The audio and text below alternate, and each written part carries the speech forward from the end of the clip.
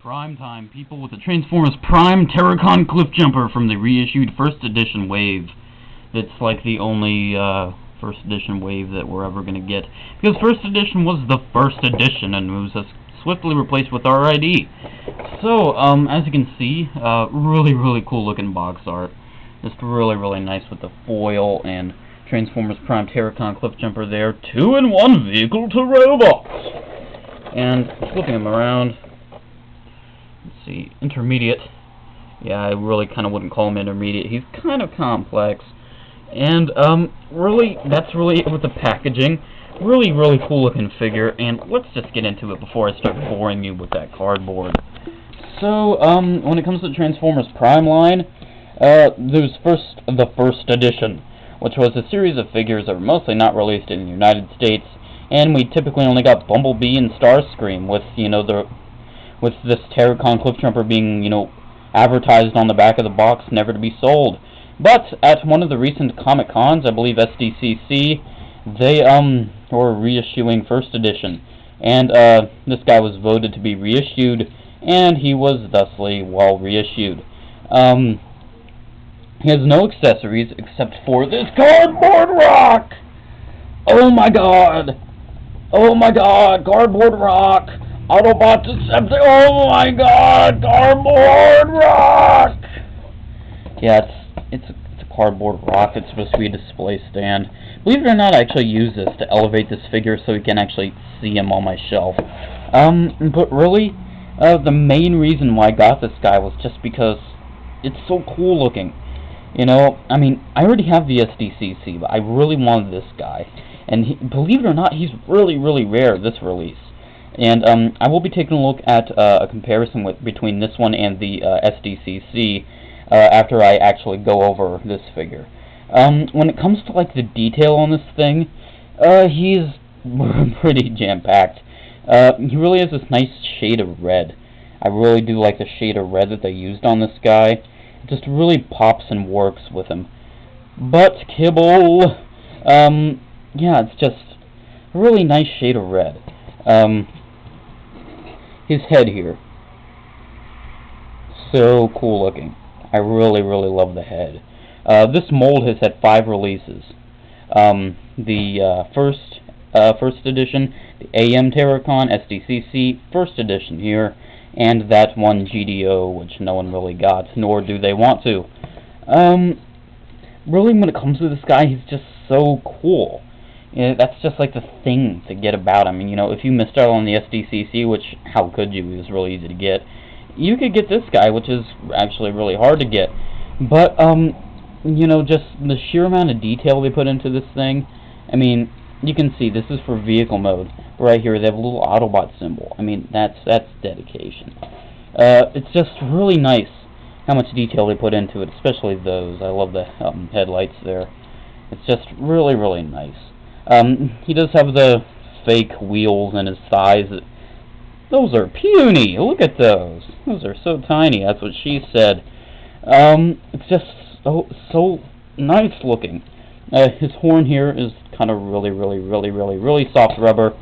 Same with these, it's just really soft, never gonna hurt you in your life. It's just, it's just the way it works.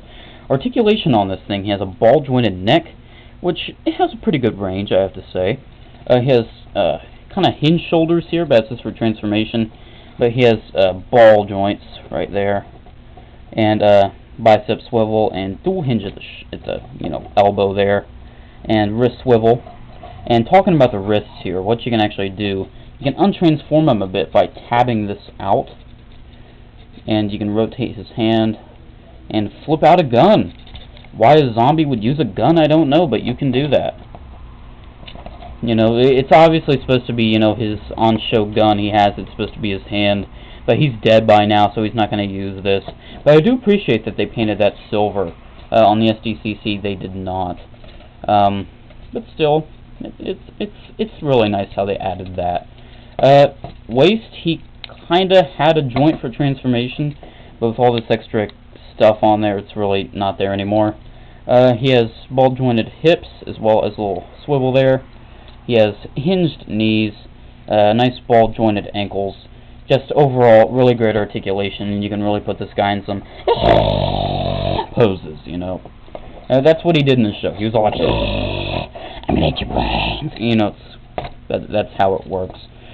So, comparison with the SDCC here. Let's get this guy right there. And let's first show off that the SDCC comes in this really nice packaging. You know, packaging, and you can see the reflection of my room. Hooray! And flipping it around and seeing some Commander Cody stuff there, you can see that the SDCC's packaging was, well, totally awesome. That's all I have to say about that. It's just, oh goodness. If you have to get one, this packaging just makes it alone. You know, so you just untab this. I'm going to make this as quick as I can, just so I can show you a comparison between the figures, you know. He came with these Energon stuff, but we're focused on the toy here. So, that's the SDCC, and this is the first edition. Now, giving it a robot mode comparison, right off the bat you can see brighter red here. You can really see how this guy has a brighter red tone, while this guy's red is a lot darker and a lot more dead. Also, taking a look at the chest, you can see how that is a bit of a different paint deco, and he also has a cracked windshield there. You know, not a lot of differences. As you can see, mine has some weird plastic chip. Really don't know why it has that, but as you can see, it has a bit more, you know, scraping here and there, and but it doesn't have any painted silver things. You can just see how they did put a bit more damaging onto the SDCC. But the reason why I actually really got the first edition, I was trying to see if I can move this thing a bit out of the way, and it broke. This guy probably still can transform, but, you know, I'm not really sure if it's supposed to do that so freely. You know, it was fixed, but I'm not sure if it was fixed, you know, securely enough, you know, just with how weird it's designed. But yeah, when it comes to the overall, you know, appearance, I gotta say, SDCC. Even though this one really has its own charm. So, transformation time. How complex is it? Well, it's so complex that I wanted to start this review in vehicle mode, but when I was trying, the camera ran out of memory, so I had to redo it. So, what I typically start with, I start with the back. I just untab the back here from his head. It's just on a little joint, a little tab on his neck, and his headlights go in. And I just start off with his back because I always end up forgetting this step.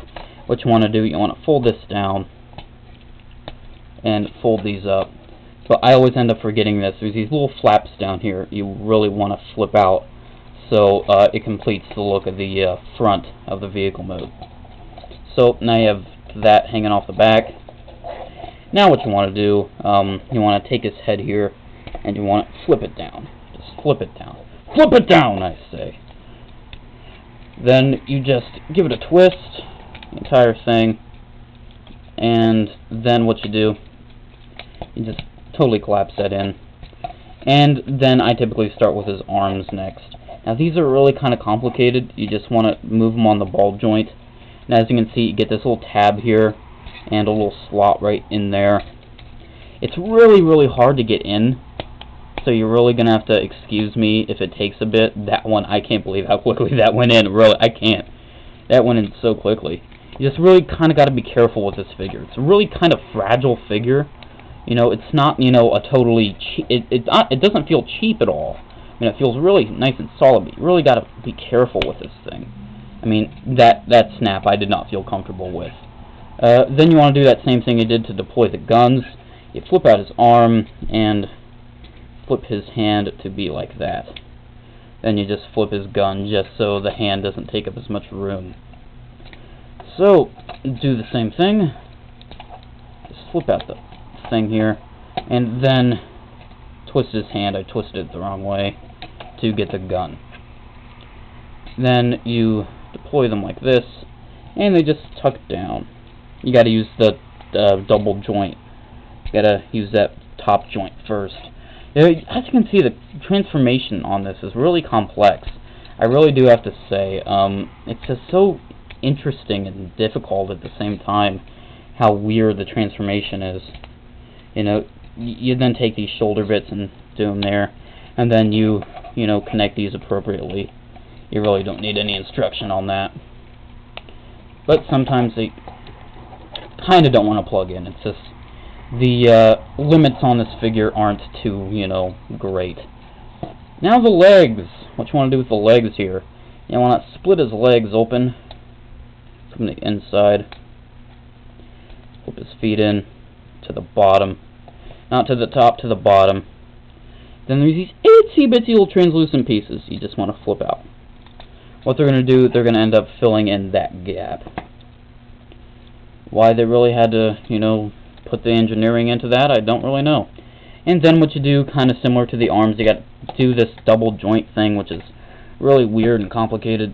You just kind of, it's really weird and hard, like I just said. Got to hold it by the thigh mostly, and then you just kind of tuck it in. So you hold it by the thigh and just use your thumb, and there we go. And then you flip it back, and then, as you can see, we're almost done. All we got to do is just tab it together. So you tab and tab and tab. You just really find where it goes, and you just tab it in. It's really not that complicated when it comes to his legs. It's just really tedious how his arms transform. That's probably the most, troubling thing about this figure. Vehicle mode, everybody! Yeah, he never transformed when he was a zombie, but hey, it's a Transformers toy, so we gotta give him a vehicle mode. Yeah, Action Masters don't exist. So, when it comes to this guy, he's... I gotta say it. This is pimping. It's pimping. It just looks so cool. I mean, look at the front here. Just look at the front. And I really didn't point out these in robot mode are kind of translucent. And that's just so nice. Goodness. Just how nice that looks. I mean, it's just one shade of silver, but with how it's just kind of put, it looks like... oh, goodness. Just so nice looking. Really, really nice looking figure. The underkibble, you can still see his head there. His zombie head. You can still see his, guns. One thing that kind of bothers me, if this becomes his head or something, I mean, I just kind of get the idea that this kind of goes into his head.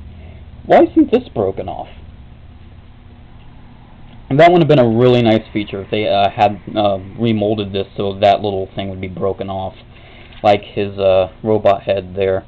But you can't ask for too much.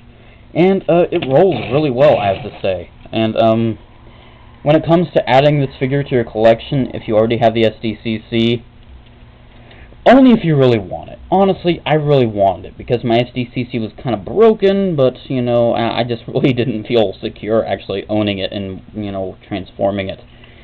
But really, I can say that, you can pass on this, but it's really rare, though. So, if you want to get it to sell it, you're kind of a dick. You're kind of a dick if you do that. But, it's really rare.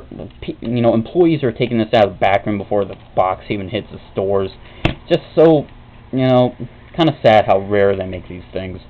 So, it's been about 14 minutes. I think I've ran this thing long enough.